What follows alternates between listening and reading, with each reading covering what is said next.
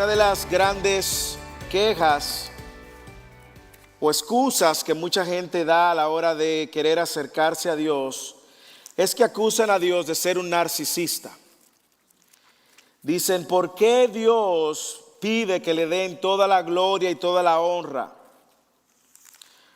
¿Por qué Dios pide que le adoren con todo su ser, con toda su alma? ¿Por qué Dios quiere que nuestras vidas existan para el propósito único de la gloria de Dios? Esa es una pregunta legítima.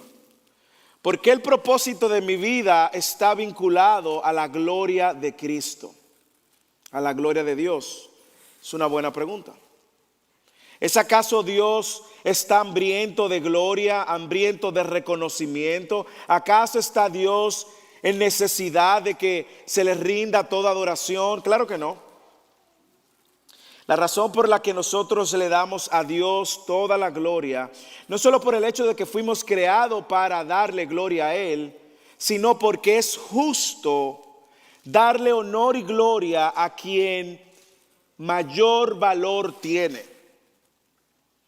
Si yo tengo la oportunidad de comprar 2 vehículos, y ponga usted la marca, un vehículo de, qué sé yo, $500,000 y un vehículo de $40,000. Es justo yo reconocer que el de mayor valor merece mayor reconocimiento, aplausos, incluso el precio, que uno que no lo tiene. Por lo tanto, darle a Dios toda la gloria, todo el honor, toda nuestra adoración es justo porque Dios es quien más valor tiene en todo lo que usted se puede pensar que exista. Y en la historia de hoy vemos justamente a Jesús haciendo una declaración que muchas veces pasa por alto y que muchas veces se ve opaca por el pensar que Jesús está hablando en este texto de pagar impuestos al César. Y dejamos pasar por alto la frase que va más allá que aquella que Jesús dice, dar a César lo del César. Y es la frase donde dice, dad a Dios lo que es de Dios. Déjenme poner un contexto del texto antes de que entremos ahí. Aun cuando el título del sermón es ese en esta mañana, dad a Dios lo que es de Dios. Y déjeme decirle algo. Ese texto ha sido manipulado, abusado y usado muchas veces para pedirle a la gente que le dé ofrendas a Dios. De entrada le voy a decir, no se trata de darle ofrenda a Dios. Así que yo quiero que usted abra su corazón, abra sus ojos y déjame poner en contexto este texto. Si usted ha estado con nosotros en la serie, recordará que hemos venido viendo desde el capítulo 1 a Mateo intencionalmente, el autor de este evangelio, inspirado por el Espíritu Santo, revelando a Jesús como el Mesías prometido, como el Rey que iba a venir, el Rey de Reyes. Y todo el evangelio de Mateo ha estado dirigido en esa dirección, en mostrarnos que Jesús es quien todo el Antiguo Testamento dijo que Jesús iba a ser. En el capítulo 21, si usted lo recuerda, ya nos encontramos cerca de 2 días de la muerte de Cristo. Estamos en la última semana antes de su muerte y su resurrección. Y estamos a 2 días. Recuerde que Jesús ya estuvo en el templo, volteó las mesas, usted lo recuerda. Luego vemos a Jesús enseñando en el templo y se le acercan 2 de los 4 grupos religiosos más importantes del momento. Los fariseos, los saduceos, se le acercan. Y le preguntan a Jesús, ¿con qué autoridad tú haces lo que haces? ¿Con qué autoridad tú enseñas lo que enseñas? Y si usted estuvo con nosotros en semanas anteriores, recordará que Jesús le responde a los fariseos con una pregunta. Ok, yo le voy a hacer una pregunta a ustedes y si ustedes me responden, yo le voy a responder. ¿Con qué autoridad bautizaba Juan el Bautista? Ellos se ponen de acuerdo para mentir y dicen, no sabemos. Jesús le dice, yo tampoco te diré con qué autoridad enseño lo que enseño. Consecuentemente vemos a Jesús entonces que para ampliar y poner en contexto a estos líderes religiosos le responde con 3 parábolas. Y si usted ha estado durante la serie recordará la primera parábola que Jesús le dijo fue la de los 2 hijos. Un hijo que el Señor lo mandó a los 2 a trabajar y el primer hijo le dijo, no papá, no señor, yo no voy a trabajar. Y dice el texto que arrepintiéndose luego fue. El segundo hijo le dijo, sí Señor, yo voy a ir a trabajar y nunca fue. Y Jesús usó esa parábola para demostrar a los líderes fariseos que ellos eran el segundo grupo. Y le dijo, las prostitutas y los cobradores de impuestos entrarán primero que ustedes al reino de los cielos. La segunda parábola que Jesús usó fue la parábola de aquel maestro, señor, hacendado, que tenía una tierra y la había alquilado a unos labradores. Y cuando llegó el momento de buscar los frutos, mandó a sus siervos. Y estos labradores malvados mataron a los siervos. Y el Señor pacientemente vuelve y manda a otros siervos. También vuelven y matan a esos siervos. Y al finalmente dijo, déjame mandar a mi hijo porque es el heredero. Ellos no lo van a matar, pero no. Ellos mataron al heredero.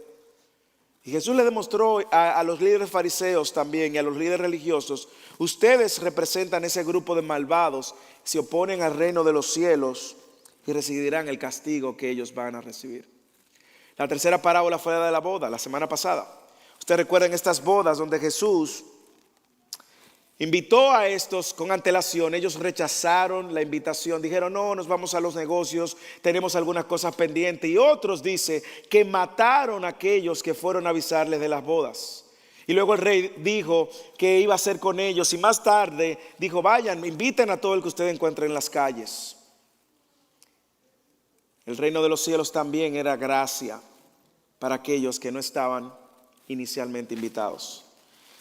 Bueno, eso termina con 3 parábolas, pero a partir de este texto y por las próximas 2 semanas siguientes, vamos a ver a Jesús entonces que empieza a responder de manera separada a estos líderes religiosos. Y aquí aparece uno de los 4 que no había aparecido en escena y que solamente Mateo hace alusión, son los herodianos. La semana que viene van a aparecer otra vez los saduceos haciendo una pregunta acerca de la resurrección. Y finalmente vuelve y aparecen los fariseos haciendo una pregunta acerca de cuál es el mayor de los mandamientos. Así que Jesús ahora responde a 3 preguntas consecutivamente focalizadas en las necesidades y en el entendimiento de estos líderes religiosos. Y esta es la primera. La que tenemos en esta tarde es la de los herodianos, que son enviados por los fariseos junto con un grupo de discípulos de los fariseos. Así que quienes encontramos en escena son a los herodianos acompañados de un grupo de líderes o de discípulos de los fariseos que con el fin de hacer caer a Jesús y que Jesús falle y encontrarle alguna falta, envían, dice uno de los otros evangelios, Lucas, que lo mandan como espías. Así que ese es el contexto del texto en el cual vamos a estar enseñando. Versículo 15 al 22. Léalo en su Biblia. Abra su Biblia o encienda su Biblia y lea desde el versículo 15 al 22. Estos 7 versículos. Entonces se fueron los fariseos, luego de Jesús haberle respondido. El versículo anterior dice, muchos son los llamados y pocos los escogidos, usted recuerda. Y luego dice, entonces se fueron los fariseos y deliberaron entre sí cómo atraparle, sorprendiéndole de alguna manera.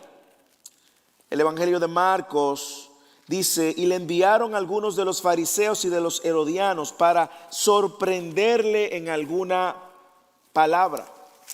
El Evangelio de Lucas entonces nos dice que estos fueron como espías en el versículo 22, en el capítulo 22. Y los escribas, buscando también echarle manos, buscaron una ocasión enviando estos como espía. El propósito era muy claro, era hacer que Jesús cayera, acechándoles, sorprenderle de alguna declaración para entregarlo.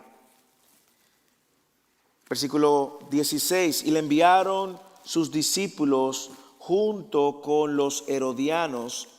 Y mire lo que dice ahora, cómo estos se acercan a Jesús diciendo, Maestro, sabemos que eres veraz y que enseñas el camino de Dios con verdad y no buscas el favor de nadie porque eres imparcial. Dinos, pues, ¿qué te parece? ¿Es lícito pagar impuesto al César o no? Pero Jesús, conociendo su malicia, dijo, ¿por qué me ponéis a prueba, hipócritas? Mostradme una moneda que se usa para pagar ese impuesto. Y trajeron un denario. Y él les dijo: ¿de quién es esta imagen y esta inscripción? Ellos dijeron: del César. Entonces él le dijo: pues dad al César lo que es del César y a Dios lo que es de Dios. Al oír esto se maravillaron y dejándole se fueron. Usted lee este texto, ves que es algo más que sencillamente el pagar impuesto a las autoridades. No es que no está en el texto, está en el texto. Pero aquí Jesús, como siempre, quiere darle una lección mayor. Una lección mayor que simplemente obedece a las autoridades en el pago de impuestos, pero sobre todo dar a Dios lo que es de Dios. Ese es el título del sermón: dar a Dios lo que es de Dios. Los herodianos y los fariseos están buscando una ocasión para que Jesús fallara, para someterlos, ya sea a la autoridad romana o someterlo a la autoridad religiosa, y con eso quitarlo del medio. ¿Por qué? Porque Jesús ha venido justamente desenmascarando la falsedad y la hipocresía de los fariseos, de los escribas, de los saduceos, de los herodianos. Y Jesús, haciendo esto, pues está desmontando, como vimos la semana pasada, el negocio de los líderes religiosos. Ya los líderes religiosos ahora se iban a encontrar en una condición básicamente de vergüenza. A los fariseos Jesús le dijo que ellos estaban equivocados porque habían tomado el Mishnah, la tradición oral, y la habían puesto por encima de las escrituras. A los saduceos también lo había confrontado, demostrándole, y la semana próxima también, de que la resurrección es real, aunque ellos creen que no. Y ahora nos encontramos con este grupo. Así que a la luz de este sermón yo quiero que veamos de qué tres cosas o cuáles cosas nosotros podemos darle a Dios y cómo darle a Dios. Y lo primero es: dale a Dios una adoración sin hipocresía. Dadle a Dios una adoración sin hipocresía. Lea el versículo 15 al 17 conmigo otra vez. Entonces se fueron los fariseos y deliberadamente, es decir, a propósito, entre sí, buscaban cómo atraparle, sorprendiéndole en alguna palabra. Y le enviaron sus discípulos junto con los herodianos, diciendo: Maestro, sabemos que eres veraz y que enseñas el camino de Dios con verdad y no buscas el favor de nadie porque eres imparcial. Dinos, ¿qué te parece? ¿Debemos dar tributo? En algunas versiones de su Biblia aparece tributo al César. ¿Debemos pagar impuestos o no? ¿Pagaremos o no pagaremos? Y es bueno que sepamos, y lo voy a explicar por qué hablo de una adoración sin hipocresía. Lo que está sucediendo aquí lo voy a ir explicando lentamente, pero recuerde que Jesús le vino de dar una respuesta muy contundente a los fariseos y los saduceos y quedaron avergonzados. Buscaron aliados temporales. Los herodianos, como yo dije, eran parte de estos 4 líderes religiosos del momento en Israel. Después de los fariseos y los saduceos, eran los más importantes y eran similares a los fariseos, escuche bien, en adoptar un enfoque conservador a la hora de interpretar las escrituras. Sin embargo, ellos se diferenciaban de los fariseos porque los herodianos apoyaban a los romanos y tenían una lealtad sobre Herodes de Antipas. Y como usted sabe, por causa de los romanos estar imponiendo impuestos, el pueblo de Israel se encontraba muy oprimido. Como el pueblo de Israel se encontraba oprimido, se levantó un grupo en protesta llamados los celotes. ¿Usted lo recuerda? De hecho, Jesús es tan especial que en el mismo grupo de discípulos tiene a un cobrador de impuestos llamado Mateo y tiene a un celote llamado Simón. Era como tener 2 enemigos en el mismo equipo. Esos celotes surgen como el grupo de rebelión contra el imperio romano con las armas.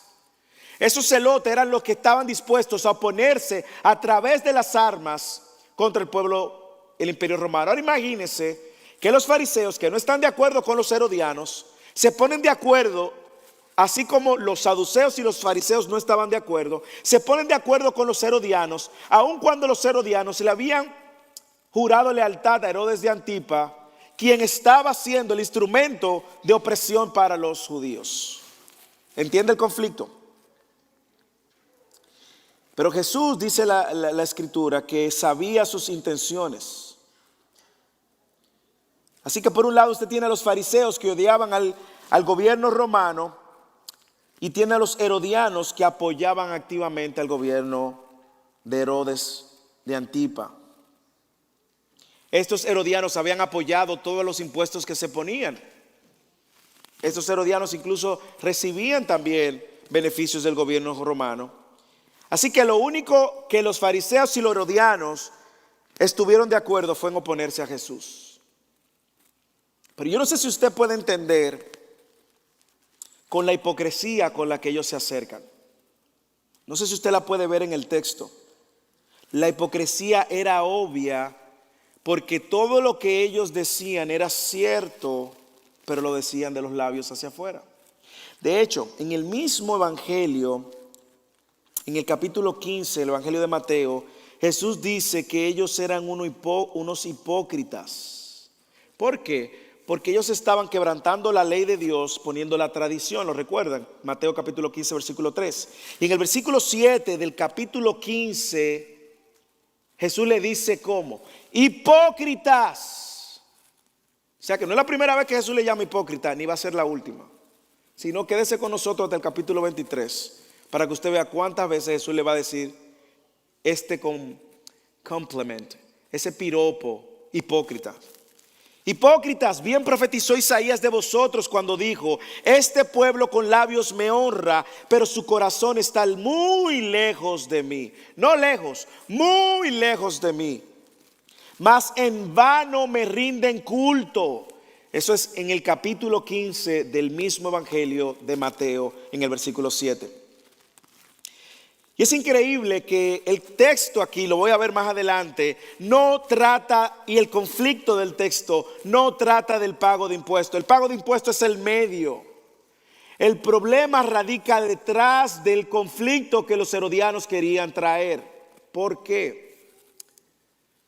Porque para los fariseos, todo el que les rendía y pagaba ese impuesto particular estaba adorando a Herodes. Mire la hipocresía de estos grupos.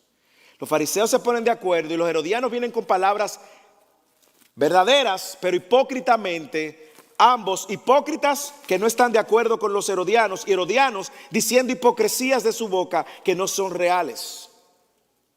Ante un tema que no es el pago de impuestos, sino la adoración, ¿a quién va? Y Jesús se da cuenta. La hipocresía en sus palabras. Cuando Jesús dice dar a César lo de César y a Dios lo que es de Dios, Jesús está implícitamente diciendo: ustedes no tienen que saber que si ustedes pagan sus impuestos están adorando a un Dios. Lo que sí deben de preocuparse es que su corazón esté adorando correctamente a Dios. Y dele a Dios lo que Dios merece. Dinero, no. Adoración, sí. Y déjenme decir, hermanos, a Dios demanda una adoración sin hipocresía. Alguien dijo, no recuerdo quién, pero alguien dijo: la adoración durante el servicio de la iglesia, escucha hermano, esto es fuerte, para muchos creyentes representa el tiempo de mayor hipocresía. Porque muchas personas repiten con sus labios lo que no existe en su corazón. Vamos a poner un ejemplo. Aquí nosotros cantamos: heme aquí, envíame. ¿Cierto? Imagínese que Dios lo llame y le diga: bueno, es tiempo de moverte. Quiero que vayas a las naciones, que seas misionero, que predique, o que te incomodes por la causa de Cristo. Es más, predícale a tu vecino. Tú no estás cantando: heme aquí, envíame. Y te estoy enviando ahora que le prediques a tu vecino que está muerto en sus delitos y pecados y que necesita un Salvador. Ay, Señor, lo que pasa es que tú no conoces a mi vecino. Ay, Señor, pero irme de las naciones. Y por cosas como esa, alguien dijo, la adoración para muchos creyentes representa el tiempo de mayor hipocresía. Y Dios no merece una adoración con hipocresía. Dios no merece nada con hipocresía.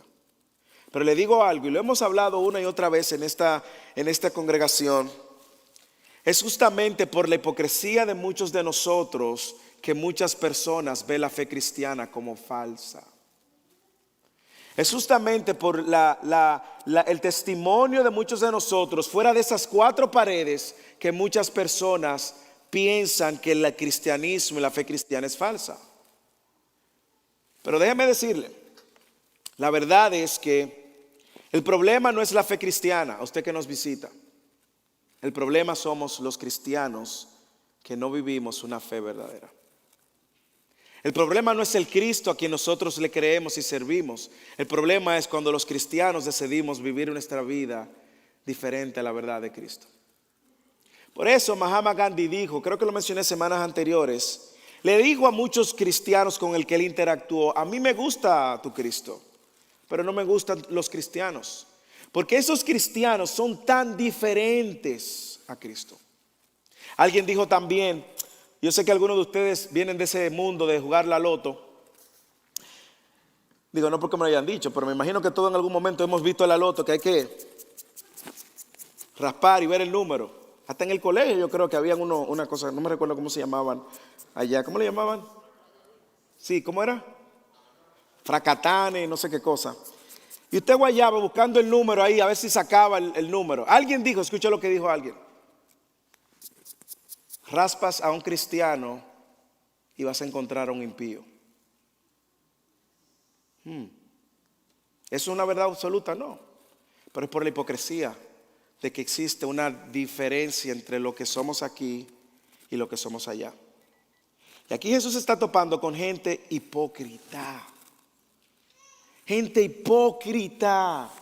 Gente que viene donde Jesús diciéndole cosas que son ciertas. Y le digo una cosa, prepárese para el capítulo 23, porque usted va a ver que Jesús con los hipócritas no pasa paño tibio. Los confronta y los condena. De hecho, ya en el capítulo 7, versículo 22 lo condenó. Cuando dijo, no todo el que dice, Señor, Señor, entrará al reino de los cielos. Sino quienes, sino el que hace la voluntad de mi Padre. Usted ve aquí la coherencia. El que hace lo que debe de hacer y dice lo que Dios es. No solamente con sus labios, sino con su vida. Porque cuando no somos lo que decimos, la gente nos percibe como hipócrita. Pero le voy a dar un consejo que escuché de un pastor. Si alguien le dice, yo no voy a la iglesia porque la iglesia está llena de hipócritas, dígale, siempre hay espacio para uno más. Siempre hay espacio para uno más. Pero sí cuidémonos, hermanos. Yo creo que la primera advertencia es cuidémonos de andar como hipócritas. Cuidémonos de tener doble vida. Cuidémonos de aquí estar cantándole al Señor y luego maldiciendo con nuestra boca. Cuidémonos, padres, cuidemos cómo nosotros mostramos esa dualidad delante de nuestros hijos. Cuidémonos, esposos, cuidemos nuestro testimonio. Todos en algún momento hemos sido hipócritas, pero qué bueno saber que hay perdón en la cruz de Cristo. Así que cuando hablamos de darle a Dios lo que es de Dios, primero, démosle una adoración sin hipocresía. Segundo, démosle una adoración basada en la verdad. Démosle una adoración basada en la verdad. Lea el versículo 16 otra vez conmigo, léalo. Y le enviaron sus discípulos junto con los herodianos diciendo, Maestro, sabemos que eres uno, veraz. 2, que enseñas el camino de Dios con verdad. 3, no buscas el favor de nadie.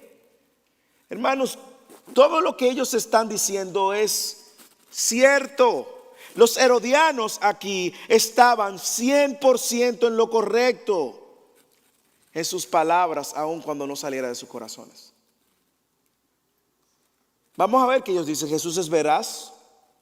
¿Qué está diciendo eso? Bueno, que todo lo que Jesús dice, todo lo que hace, nace de la verdad, es coherente con la verdad y coherente con la realidad. Fluye de la verdad, no hay engaño en él, no hay engaño en su boca, no hay engaño en lo que él hace, no hay engaño en sus motivaciones. Jesús no es como nosotros, que podemos decir algo porque por detrás tenemos una jugada que queremos lograr. No, en Jesús hay veracidad. En sus palabras hay veracidad. Jesús es veraz y ellos lo reconocen porque el pueblo lo ha reconocido, aunque no lo crean. Así que lo primero que dice es que Jesús es veraz. Cuando usted ve que una persona es veraz, es una persona que es coherente con lo que dice. Sus acciones y su boca van de la mano. Sus motivaciones, todo lo que expresa sale de un corazón genuino. Quisieran, hermanos y hermanas, que alguien pueda reconocer eso en nosotros y diga: ¿quién? El hermano fulano. Ese hermano es veraz. Cuando usted escuchó que alguien le dijo eso, usted está escuchando un testimonio bueno. Ese hermano, si fulano, fulana te dijo que lo iba a hacer, ten seguro que lo va a hacer. Nosotros de una manera u otra somos como los herodianos en este sentido, porque muchas de nuestras acciones no son veraces. Y a veces por ignorancia, por omisión o por decisión dejamos de ser veraces. Le voy a poner un ejemplo práctico que todo el que está en este salón quizás ha caído. Hermano, ore por mí en un chat. ¿Y cómo le respondemos? Con un emoji, con la manito así. Y ya le estamos diciendo que estamos orando. Y nunca oramos. Y quizá en ese momento usted no tenía el tiempo para orar, pero no oró. Versus: hermano, ore por mí. Sí, hermana, venga, vamos a orar ahora mismo. Y ahí usted empieza a orar. Todos en algún momento hemos fallado, hermanos. No hay perfecto, por eso necesitamos a Cristo. Pero sí vemos en el texto que lo que están diciendo los herodianos es cierto. Jesús es veraz. Segundo, ¿qué dicen los herodianos? Jesús es el único camino que nos guía a Dios. Mira cómo ellos lo dicen: y enseñas el camino de Dios con verdad. De eso es lo que Jesús ha estado enseñando todo el tiempo. El reino de los cielos ha llegado. El reino de los cielos ha llegado. El reino, solo es posible entrar al reino de los cielos si no es por mí. Eso no es lo que Jesús está enseñando, hermano. Por eso es verdad. Es que no hay otro camino a Dios. Todas las religiones ofrecen un camino a Dios. Y aunque le voy a decir algo, y lo decía esta mañana en la clase Fundamentos, usted quiere que le diga algo. Es verdad, si alguien le dice a usted, sea musulmán, hindú, budista, mormón, científico, hasta agnóstico, le dice: no, es que todos los caminos llevan a Dios. Sí, es verdad, todos los caminos llevan a Dios. Es verdad, eso tiene verdad. La única diferencia es esta: que todos van a estar un día delante de Dios. Todos, musulmán, hindú, budista, todos van a estar delante de Dios. Y como todos van a tener que compadecer delante de Dios, es verdad que todos los caminos van a llegar a Dios. A uno para condenación eterna y a otro para salvación eterna. Pero Jesús aquí y los herodianos están diciendo: tú enseñas el camino de Dios con verdad. De hecho, me encanta cómo lo dice Lucas. Mire cómo Lucas lo plantea. Le da un sabor diferente. Dice: sabemos que hablas y enseñas rectamente. No te guías por las apariencias, sino que enseñas con verdad el camino de Dios. Señores, miren la magnitud de la hipocresía por un lado. ¿Cómo es posible que si este hombre me está enseñando el camino a Dios con verdad, yo no lo sigo? Dígame si no es una hipocresía. Si usted sabe que ese es el hombre que me va a salvar eternamente, ¿por qué no lo sigo? Hipócritas. Pero algo que dijeron que es cierto es que Jesús es el único camino que nos iba a guiar a Dios. ¿Y qué más? No buscas el favor de los hombres. No, Jesús está claro. Jesús vino a agradar a Dios. Jesús vino a agradar a Dios. No es imparcial. Él iba a salvar a judíos y a gentiles. Una pregunta, examen bíblico para los que tienen tiempo en la fe. ¿Cuál versículo de Juan resume estas cualidades? Juan 14:6. Jesús dijo: yo soy el camino, yo soy la verdad, Yo soy la vida. Y nadie viene al Padre si no es por mí. Lo que los herodianos dijeron es justamente lo que Jesús dice de él mismo. Yo soy la verdad, no una verdad. Yo soy el camino, no un camino. Yo soy la vida, no tu vida ni la vida que tú quieres, ni la vida que la sociedad te ofrece, la vida eterna que solo yo ofrezco. Y escuche esto, exclusivo, exclusivo y exclusivo. Sí, nadie viene al Padre si no es por mí. Los musulmanes no van a llegar a Dios si no es por Cristo. Los fariseos no iban a llegar a Dios si no es por Cristo. Los hindúes, los budistas, solo Cristo. Los católicos si no es por Cristo. Cristo es el camino a Dios, al Padre, a la vida eterna. Por lo tanto, cuando nosotros nos reunimos aquí a adorar a Dios, debemos de saber que lo que cantamos es verdad. Yo les invito cada semana, probablemente hay canciones nuevas, usted no está acostumbrado, pero lea las letras. Lea las letras. Y usted se va a dar cuenta que intencionalmente nosotros buscamos que la adoración sea una adoración centrada en la verdad de Cristo y su evangelio. ¿Por qué? Porque la adoración no se trata de nosotros.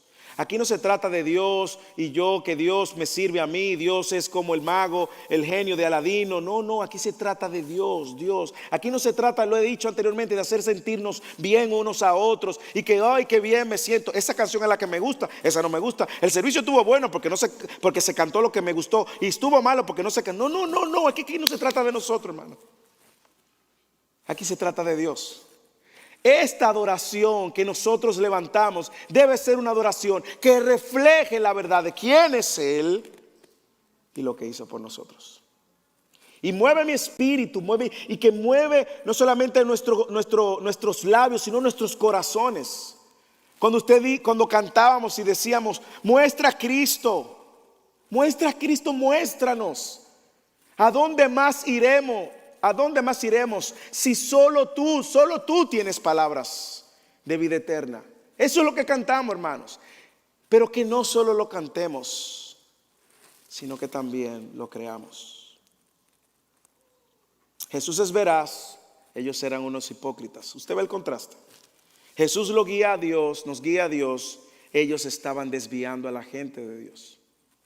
Jesús no busca el favor de los hombres. Ellos, lo hemos visto en varias ocasiones, temían a los hombres.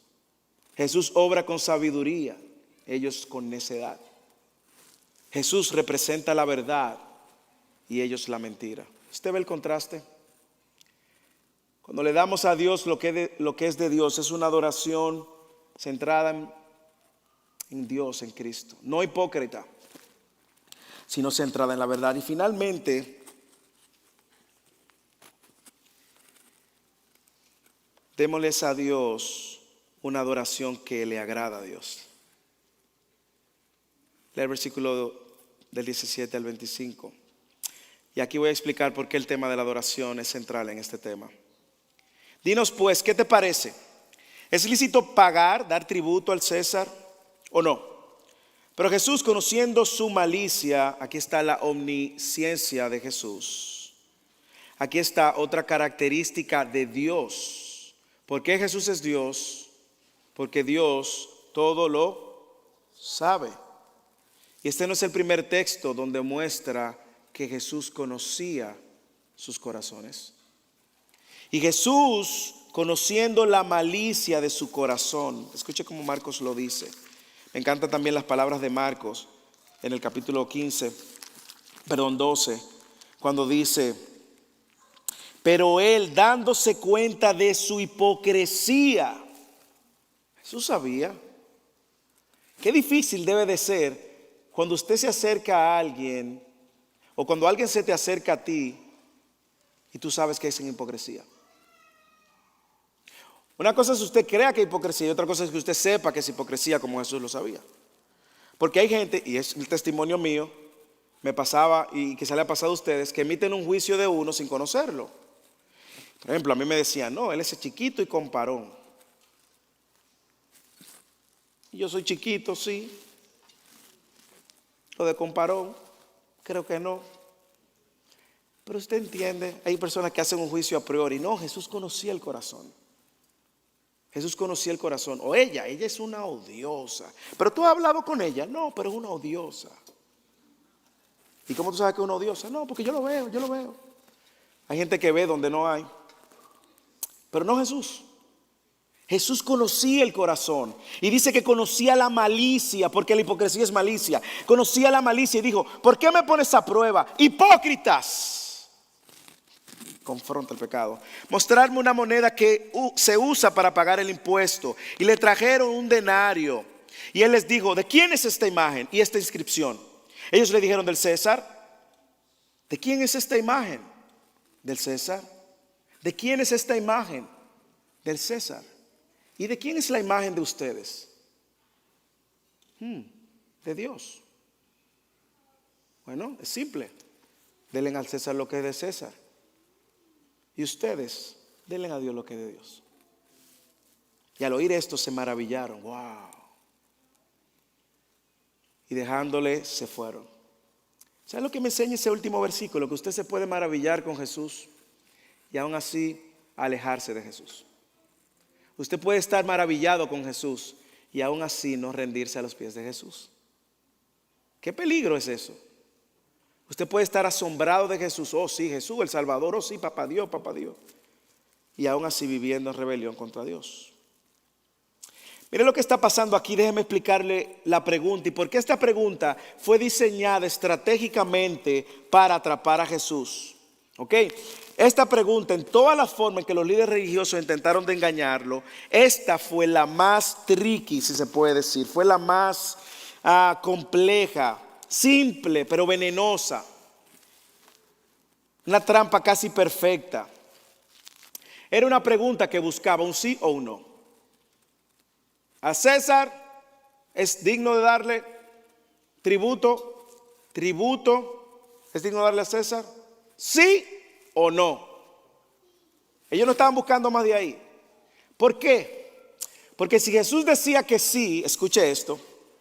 Si Jesús decía que sí, parte del gran debate en la sociedad judía era este. Los judíos tenían una tensión con los romanos, ya le expliqué. Y los judíos en el templo no aceptaban la moneda romana por una simple razón. César, Augusto César, impuso en el año 6 después de Cristo, aunque era una pequeña cantidad, impuso este impuesto justamente para el César mismo, que se había declarado ser Dios, una divinidad. Los emperadores lo hacían a cada rato. Y ellos buscaban que le adoraran. Y la imagen del César estaba estampada ahí. Porque él era como un Dios y se creía como un Dios. Por eso nadie podía declararse como rey y mucho menos como Dios. Así que en la moneda estaba estampada esto. Y los judíos en el templo no aceptaban los denarios. Porque entendía, ni aceptaban el denario para las ofrendas del templo. Ellos tenían una moneda que se llamaba texel. Y esa moneda, por eso, cuando Jesús llega al templo, vira el templo a los cambistas. ¿Qué eran cambistas de moneda? Bueno, ellos tomaban el denario y le daban la moneda hebrea con la que podían entonces ofrendar en el templo. Pero ellos no aceptaban el denario, porque esa era una moneda impura, era una moneda que rendía tributo a un Dios que no era Dios, el Dios de Israel. Pero en ese negocio habían unos cambistas ganándose dinero. Y por eso Jesús se molesta y voltea la mesa. Pero para que ustedes tengan una idea de la tensión que existía. No solamente que ellos no aceptaban la moneda, sino que todo judío, según los fariseos, que daban ese impuesto, estaban entonces adorando al César. Por eso ellos vienen con la pregunta. Si Jesús decía que sí, iban a acusar a Jesús ¿de qué? De estar adorando al César. Y si decía que no, entonces ¿qué pasaba? Estaban acusando a Jesús de rebelarse contra el César. Ahora entienda la majestuosa respuesta de Jesús. En dominicano aprendas esta palabra. Jesús no cae en gancho. Jesús no cae en trampas. No sé cómo se hizo el traductor para esa palabra, pero ahora entienda el contexto de lo que está sucediendo y entienda por qué tanta malicia con los herodianos y los fariseos, que no se gustaban uno a otros, pero se pusieron de acuerdo con el fin de que Jesús se parcializara. Mire cuánta hipocresía. Sabemos que eres imparcial, pero ahora queremos que te parcialices. Increíble, increíble. Estos herodianos sabían que si Jesús decía que no, lo iban a someter delante del César como alguien que estaba promoviendo una rebelión o uniéndose a la rebelión de los celotes, que eran el grupo social rebelado contra los romanos. Hubieran llevado el caso a la corte y Jesús hubiera sido sometido preso. Por otro lado, si Jesús hubiera dicho que sí, los fariseos lo hubieran acusado de idolatría. Además, lo hubieran acusado de estar apoyando la opresión romana. Recuerde que ellos esperaban un libertador y ellos creían que el Mesías iba a ser el libertador de los romanos, de la opresión romana. Así que si Jesús decía que sí, estaba preso, cayó en la trampa. Si Jesús decía que no, estaba preso. Por eso son estos dos grupos que vienen, que representan los dos sectores. Y Jesús le dice: hipócrita. Jesús confronta su pecado. Hipócrita. Mire cómo Jesús escapa de la trampa. Primero confrontando el pecado. Hipócrita. Conociendo su malicia. Segundo, Jesús sale de esta trampa porque Jesús es Dios, conoce el corazón. ¿Por qué me ponéis a prueba? Ustedes no tienen un verdadero interés en que yo les responda. Ustedes lo que quieren es hacerme caer. Y mira lo que hace Jesús: pide una moneda, un denario. Aparentemente ellos no lo tenían, buscaron una moneda. Y dice: ¿de quién es esta imagen? Como ya le dije, esta moneda tenía la inscripción que decía: Tiberio César Augusto, hijo del divino. ¿Ok? Esa moneda tenía esa imagen impregnada: hijo del divino. ¿Debemos de darle tributo? Jesús responde: ¿de quién es la imagen? ¿De quién es la imagen? ¿De quién es la imagen? Esto no es un shekels de lo que se usan en el templo. ¿De quién es la imagen? Es del César. Bueno, entonces las cosas del César pueden ser dadas al César. Pagar los impuestos, pueden pagar los impuestos. Pero denle a Dios lo que le corresponde a Dios. Jesús le está diciendo a ellos, a los fariseos: por ustedes pagar impuestos al César, no están idolatrando. Ahora, por no darle a Dios lo que ustedes tienen que darle, sí están fallando, hipócritas. Su adoración es pura hipocresía. Por lo tanto, Jesús es quien añade el componente: denle a Dios lo que es de Dios. Porque Jesús sabía que detrás lo que había era un tema de adoración. No solo están pagando el impuesto al César, era como el tema de la comida. Porque coman de esto no es el problema, como vimos en meses anteriores. El problema es el corazón. Por lo tanto, denle a Dios lo que es de Dios. Y hermanos, eso es cierto para nosotros también. Nosotros adoramos y nos postramos a aquello que le ponemos todo el tiempo, el empeño. Ahí es donde está la adoración. Nuestra mente, nuestro deseo, nuestra energía. Ahí es donde está nuestra adoración. Y el llamado de nosotros para hoy es el mismo que llamado que Jesús le hizo a estos: denle a Dios lo que es de Dios. ¿Y qué está esperando Dios de sus hijos? Romanos capítulo 12, versículo 1. Usted se sabe el texto. Déjeme recordárselo. Mire lo que Dios espera de sus hijos. Os ruego, first serving en español, que presenten sus cuerpos como sacrificio vivo, santo, agradable, aceptable a Dios. Señores, que ese es vuestro culto racional. ¿Cómo lo hago? No te adaptes a este mundo. No te adaptes a este mundo, sino transfórmate mediante la renovación de tu mente, para que tú veas cuál es la voluntad de Dios, que es buena, es agradable y perfecta. Dad a Dios lo que es de Dios.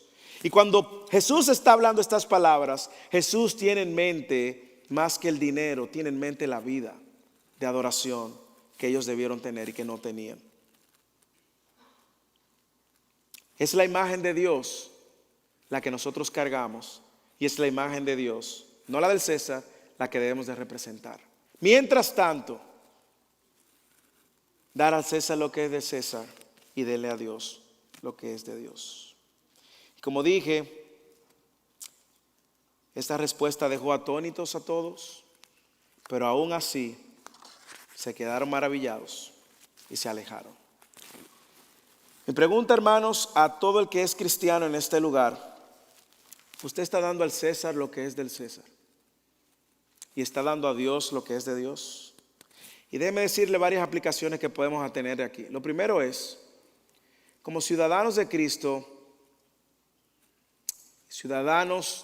en esta tierra, fácilmente podemos caer en la trampa de evitar nuestras responsabilidades como ciudadanos en esta tierra. ¿Qué pasa cuando un cristiano incumple con los impuestos, por ejemplo? ¿O qué pasa cuando un ciudadano está intencionalmente evitando pagar impuestos? ¿Usted sabe qué está haciendo? Un ciudadano que no está representando el reino de los cielos. Por lo tanto, todo el que está aquí y es hijo, hija de Dios, tiene la responsabilidad de cumplir. Ahora bien, este tiempo estamos en un mundo injusto, sí. Los judíos lo estaban viviendo, un tiempo de opresión. ¿Que hay impuestos que no nos gusta pagar? Sí. Pero mientras estemos aquí, estamos llamados a ser responsables ciudadanos de la imagen de Cristo. El otro lado de la moneda, usted que está en Cristo, que es cristiano, seguidor de Cristo, el llamado que tenemos a darle a Dios lo que es de Dios. Y le voy a decir algo. Nosotros hemos usado ese texto fuera de contexto muchas veces para decirle que es nuestra ofrenda. No, hermanos. Antes que tu ofrenda debe de venir tu corazón. Antes que tu ofrenda debe de venir tu vida. Dios, lo sabemos, no necesita nuestro dinero.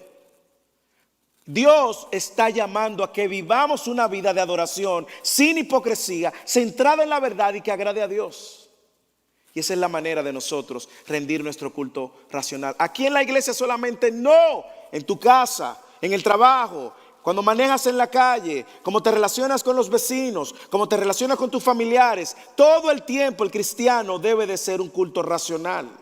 Efesios 1:6, vivimos para la alabanza de la gloria de Dios. Y eso no sucede en estas cuatro paredes. Sucede todo el tiempo que vivimos, todo el tiempo fuera de las paredes de esta iglesia.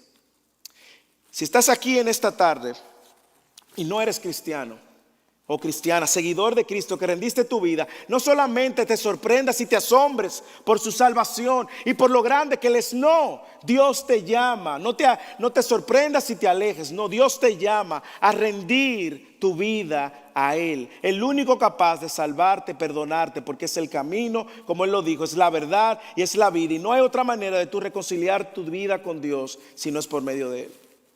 No lo va a hacer la religión, no lo va a hacer tus visitas a la misa, no lo va a hacer las buenas obras que tú hagas. Puedes hacer todas las buenas obras que tú hagas y no vas a reconciliarte con Dios. Cristo es el único que lo hace. Y te llama y demanda de ti arrepentimiento. Así que esa es la invitación. Si eres cristiano, ya sabes cómo responder. Y si no eres cristiano, Cristo te llama a que te arrepientas. El Señor nos ayude a responder y ser hacedores de esta palabra más que oidores. Oremos.